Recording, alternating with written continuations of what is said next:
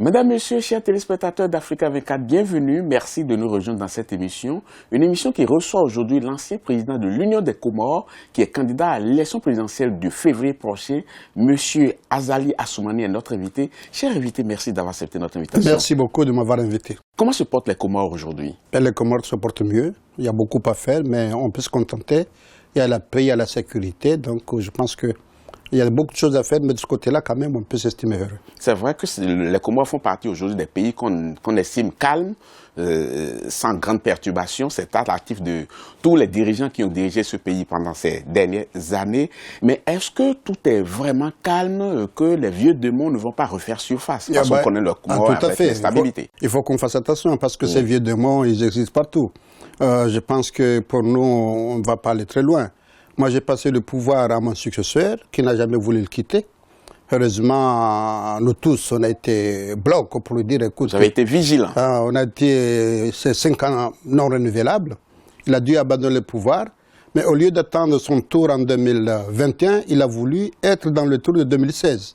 Mais là aussi, on a été blocs, y compris la communauté internationale, l'Union africaine, qui lui a dissuadé de jouer ce jeu-là, au risque de perturber l'acquis des Comores, l'acquis de système. Puisque l'acquis de système, c'est la paix et la sécurité, et des élections qui se passent plus ou moins bien, hein, mais il y a une alternance qui se fait tous les 5 ans. Donc la paix qu'il y a dans ce pays aujourd'hui est fragile, vous le reconnaissez? Ah, tout à fait, tout est fragile. Il est fragile pour deux choses. Il est fragile parce qu'on a rétabli la paix, mais il faut la renforcer par le quotidien du Comorien, le mieux vivre du Comorien. Il y a une jeunesse sans emploi, il y a une jeunesse qui est au chômage. Surtout le taux de chômage est très fort. Si ce jeunesse-là, c'est une bombe à retardement. Voilà, tout à fait. Donc c'est pourquoi c'est fragile. Et puis deux, vous savez, l'insécurité n'a pas de frontières. Hein, tout ce qui se passe dans les pays voisins, ça peut se passer chez nous. C'est pourquoi on doit faire très, très, très attention. Les Comores sont connus également par les coups d'État, les multiples coups d'État. On en a connu une vingtaine de putsch ou de putsch avortés. Quelle garantie avez-vous qu'on ne retombera plus jamais dans ces travers? Vous savez, je ne vais pas rentrer dans le piège des 20 coups d'État, puisque si je dis 20 ou 10, il n'y a pas d'honneur dans les coups d'État. Mais ce que je peux vous dire, c'est que... Surtout que vous aussi, vous avez été outiste, Ce que je peux vous dire, c'est que depuis 1999, on a tourné cette page des coups d'État. C'est-à-dire, depuis l'indépendance du pays, malheureusement, tous les 4 ans, soit c'est un coup d'État ou une tentative de coup d'État. Mais depuis 1999, on a mis en place un système, et tout le peuple comorien, y compris la communauté nationale, à qui je remercie beaucoup, nous accompagne. Donc nous avons une paix, une sécurité qu'il va falloir renforcer, parce que ce n'est pas tout gagné, mais on peut s'estimer heureux qu'en comptant les 24 ans d'indépendance et plus les 16 ans qu'on a vu de 92 ans jusqu'à maintenant, quand même, il y a une amélioration qu'il va falloir perfectionner. Il faut rappeler à nos téléspectateurs que la présidence, elle est tournante aux Comores, entre les différentes îles. Vous avez été président d'une île, vous avez passé 5 ans au pouvoir, après vous êtes revenu en attendant le tour de votre île. Justement, mais en faisant le bilan de cette évolution, est-ce que c'est une expérience enrichissante? C'est quand même intéressant, puisque, par exemple, le cas de moi-même, j'ai quitté le pouvoir, maintenant je reviens au pouvoir dans un système démocratique et constitutionnel. Ça évite les gens qui veulent tripoter, tripoter la Constitution pour se représenter alors qu'ils n'en ont pas droit. Je pense que dans notre pays, effectivement, vous laissez le pouvoir, mais vous pouvez vous représenter dans un cadre constitutionnel bien établi lorsque le tour de votre île arrive. À condition qu'effectivement, vous présentez les conditions, que vous avez un parti ou des gens qui vous amènent pour y aller et que vous avez la sérénité. Ça, c'est encore très important. Mais un seul mandat, ce n'est pas peu? Tout à fait, parce que 5 ans, c'est seulement le titre d'un projet. Donc, prétendre faire des miracles en 5 ans, c'est peu. Mais ce que nous, on essaie de faire, c'est avoir un pouvoir, un parti fort, qui fasse en sorte que, même si ça revient dans l'île qui arrive, mais qu'on ait des gens de cette île-là, de notre parti, qui sont capables de compétir pour que notre projet puisse continuer. Voilà un peu l'effort qu'on va essayer de faire. Les différents présidents se sont succédés, ont voulu quand même relancer l'économie du pays, mais on constate aujourd'hui qu'il y a un facteur très important qui plombe cette économie, c'est le facteur électricité. Alors comment expliquez-vous encore qu'aujourd'hui, en 2015, on en soit à avoir des jours entiers, des journées entières sans électricité? Je pense que là, vous avez posé une question et une réponse. Comment on peut prétendre qu'un président veut s'attacher à l'économie du pays alors qu'ils ne font rien pour l'énergie? Donc en fait, on peut se demander. Parce que c'est vrai, moi je suis venu aux Comores il y avait je suis venu au pouvoir, hein, il y avait de l'électricité, c'était un jour sur 7. Et quand on est venu, quand même le délestage était, on avait un jour sur 7. Et dès qu'on est parti jusqu'à l'heure où je vous parle, il n'y a pas d'électricité. Comment on peut se demander que deux pouvoirs qui sont succédés pendant 10 ans, ils n'ont pas tenu compte de cet effet d'énergie? Vous savez, lorsque je suis arrivé, qu'est-ce qu'on a fait? Mais on a payé le prix, on a commandé des groupes, qu'on a amenés par avion, vu l'urgence et vu la nécessité du secteur. On aurait pu être transporté par maritime, mais on a vu non, il faut aller très vite parce que l'électricité, l'énergie, c'est quand même. Mais ça, c'est une solution de crise, ce n'est pas une solution durable. Voilà, je suis d'accord avec vous. Je suis d'accord avec vous. Mais lorsque j'ai mis les groupes et qui ont fonctionné pendant et que je quittais, mes successeurs devraient réfléchir sur la situation durable. Voilà un peu ce qui a manqué. Non seulement ils n'ont pas entretenu ou géré ceux qui étaient là, mais ils n'ont pas pensé au durable. Nous allons y passer. Mais en avaient-ils les moyens, justement? Pourquoi ils n'en avaient pas les moyens? Moi, pendant 7 ans, j'ai géré ce pays-là, je n'ai eu aucun franc de l'extérieur.